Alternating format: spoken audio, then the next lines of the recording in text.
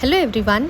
तो आज की वीडियो में हम बहुत ही इंपॉर्टेंट और फंडामेंटल टॉपिक डिस्कस करने जा रहे हैं, that is functions of management. ये topic UGC NET paper code 55 labour welfare के यूनिट 2 से लिया है। प्रीवियस वीडियो में हमने देखा था कि हेनरी फेयोल ने जो 5 मेजर फंक्शंस दिए थे, that is planning, organizing, staffing, directing और कंट्रोलिंग, वो हमने उसमें कवर किए हैं। अब इस वाले वीडियो में हम लोग डिस्कस करेंगे पोस्ट कॉप के बारे में, जो लीथर गुलिक ने दिया था, है ना। ये classic way to understand management roles in public administration. So let's start with the content. PostCorp is a useful framework that helps us understand what administrators and managers actually do in real life organizations. It covers both planning and execution, making it a complete approach to management. तो पोस्टकॉर्प एक ऐसा तरीका है जिससे हम समझ सकते हैं कि किसी भी ऑफिस या ऑर्गेनाइजेशन में जो मैनेजर होते हैं उनकी क्या क्या जिम्मेदारियां होती है, वो क्या क्या जिम्मेदारियां वहां पर निभाते हैं, ठीक है। और पूरा मैनेजमेंट करने के लिए उनको स्टेप बाय स्टेप क्या क्या चीज़ें करनी पड़ती है वो हम यहाँ पर अब देखेंगे, ठीक है। तो पोस्टकॉर्प किसने दिया था? लूथर गुलिक ने दिया था इन द ईयर 1930।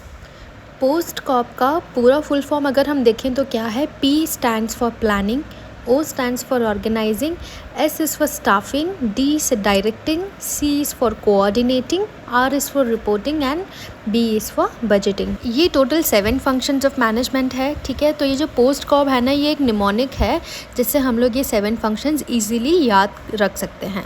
तो अब हम लोग स्टेप बाय स्टेप देखते हैं इन फंक्शंस के बारे में। तो फर्स्ट इज़ प्लानिंग।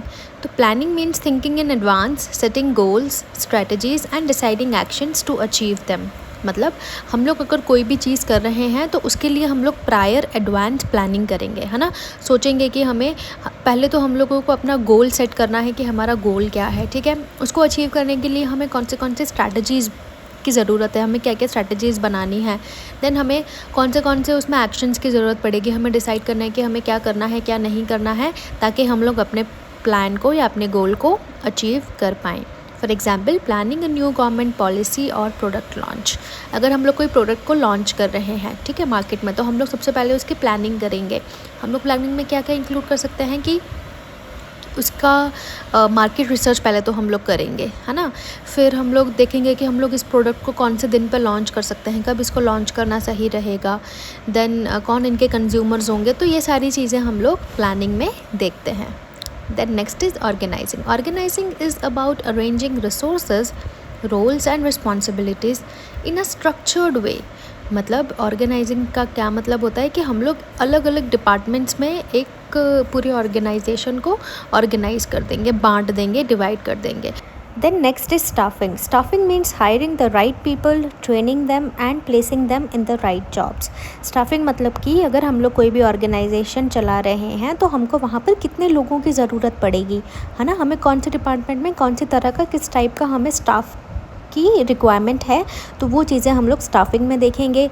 जैसे कि अगर हम लोग एग्जांपल के तौर पर देखें तो अगर हमें क्लर्क की ज़रूरत पड़ती है एक ऑर्गेनाइजेशन में, ऑफिसर्स चाहिए हमें, डिफरेंट एम्प्लॉयज़ चाहिए, है ना। तो ये हम लोग स्टाफिंग में देखते हैं कि हमें किस तरह का एम्प्लॉय कौन सी डिपार्टमेंट में ज़रूरत पड़ सकती है। तो यहाँ पर हम लोग हायर करेंगे राइट पीपल, सही बंदा होना चाहिए, उसको हम लोग ट्रेनिंग देंगे ताकि वो खुद को भी डेवलप कर सके और हमारी ऑर्गेनाइजेशन में भी उसकी जो सर्विसेज हैं वो अच्छी से अच्छी बेहतर वो दे पाए। सेकंड इज़ राइट जॉब में हमें राइट ही पीपल होना चाहिए। फॉर एग्जांपल, ऐसा नहीं होना चाहिए कि अगर आपकी डिपार्टमेंट फाइनेंस का है, उसमें फाइनेंस ऑफिसर या फाइनेंस मैनेजर की रिक्वायरमेंट है और वहाँ पर आप किसी प्रोडक्शन वाले बंदे को लाकर बिठा दे रहे हो। So that is not the right people on the right job. तो हमें हमेशा वही बंदा चाहिए जो उस काम में स्पेशलाइज्ड हो। So that is right people at the right time on the right job, है ना। So this is what we call as the staffing. Then next is directing. Directing means guiding, supervising and motivating employees to perform their duties effectively. मतलब directing में तो हमें समझ में आ रहा है कि एक डायरेक्शन देना, ठीक है। तो हम लोग जो भी हमारे लोअर स्टाफ है या जो भी हमारे पीयर ग्रुप है, जो भी है XYZ, तो हम लोग उनको गाइड करेंगे, सुपरवाइज़ करेंगे या फिर हम लोग मोटिवेट करेंगे, है ना, ताकि वो अपना बेस्ट से बेस्ट दे सके, एकदम अपनी ड्यूटीज़ अच्छे से परफॉर्म कर सके और उनकी प्रोडक्टिविटी भी बहुत अच्छे से निकल के आए, ठीक है। और डायरेक्टिंग एक ऐसा प्रोसेस है या एक ऐसा स्टेप है जो आपको अपने पूरी लाइफ के जो भी आपकी प्रोफेशनल लाइफ है ना, प्रोफेशनल क्या मैं तो बोलूँगी पर्सनल लाइफ में भी आपको हर जगह पर ये एक ऑनगोइंग प्रोसेस देखने मिलता है, क्योंकि आपको हर पड़ाव पे, हर स्टेज पे एक डायरेक्शन की ज़रूरत पड़ती है अपने सीनियर से या अपने पेरेंट्स से ले लो, अगर आप पर्सनल लाइफ की बात कर रहे हो, अपने बड़ों से, जो भी है ना। तो directing is an ongoing activity, और यहाँ पर हम लोग डायरेक्शन में लोगों को या एम्प्लॉयज़ को गाइड करते हैं, सुपरवाइज़ करते हैं, मोटिवेट करते हैं और उनको अच्छा से अच्छा अपनी ड्यूटीज़ परफॉर्म करने के लिए सजेशंस देते हैं, ठीक है। The next is coordinating. Coordination means bringing harmony among all departments, people and activities to achieve common goals. बिल्कुल, एक कोऑर्डिनेशन होना बहुत ज़रूरी है कंपनी के अंदर।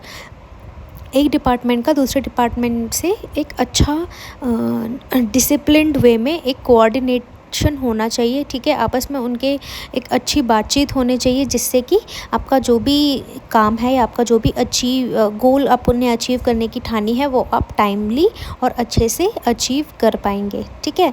तो जो भी जितने भी डिपार्टमेंट्स हैं ऑर्गेनाइजेशन में, उनके बीच में आपस में जो एक तालमेल होना चाहिए ना, वो बहुत ही अच्छा होना चाहिए। सो इस स्टेप में हमें ये समझ में आ रहा है। तो कौन से डिपार्टमेंट होते हैं, HR, मार्केटिंग, प्रोडक्शन, ये जो भी अलग अलग तरह की टीम्स हैं, इन लोगों को साथ में मिलकर काम करना है। तभी जाके तो अगर कोई प्रोडक्ट लॉन्च कर रहे हो आप, तो तभी तो अगर ये सारी टीम्स अपना अच्छा सही टाइम पे मिलजुल के काम करेंगी, तभी तो एक प्रोडक्ट बना पाओगे, तभी तो आप उसको लॉन्च कर पाओगे, है ना। So this is what we call as coordinating. The next is reporting. Reporting means keeping the higher authorities informed about work process and results. बिल्कुल, आपको हमेशा आपके जो भी सीनियर्स हैं, बॉस हैं, आपको उनको अपनी काम की रिपोर्ट्स देनी है कि आपने आज के दिन में या आपने आज इस हफ्ते में, इस महीने में आपका जो भी वर्क प्रोग्रेस है वो क्या है ना। आपने जो भी टारगेट अचीव करना है उसमें आप अभी कहाँ तक पहुँच गए हो, कितना आपने अचीव कर लिया है, आपके आगे की स्ट्रैटेजीज़ क्या है, ये सारी रिपोर्टिंग आपको अपनी हायर अथॉरिटीज़ को देना बहुत ज़्यादा ज़रूरी होता है। उनको सारी चीज़ों के बारे में इंफॉर्मेशन होनी चाहिए, है ना। So this is what we called as reporting. जैसे कि हम लोग मंथली रिपोर्ट सबमिट करते हैं अपने हायर अथॉरिटीज़ को, performance reviews, MIS reports to superiors, तो ये सारी चीज़ें आप रिपोर्टिंग में देख सकते हो। और last is budgeting. Budgeting includes financial planning, estimating income and expenses, allocating funds and controlling costs।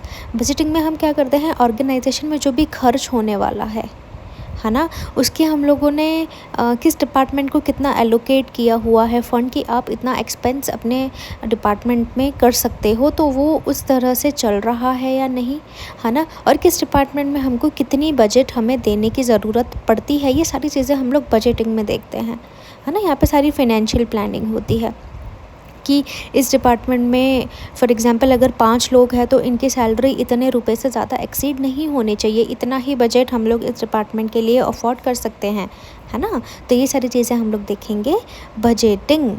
For example preparing a departmental budget for the next financial year, जैसे मैंने बताया, ठीक है।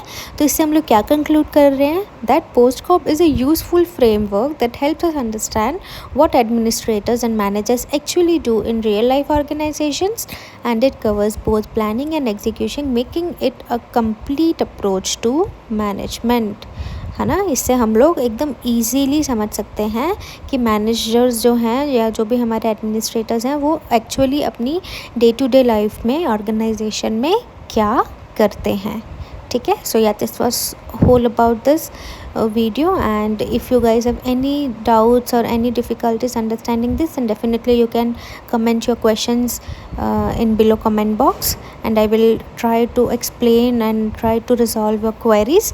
So yeah, thank you so much for watching this video, and all the very best for your examination. I will be seeing you in my next video with a new topic, so take care.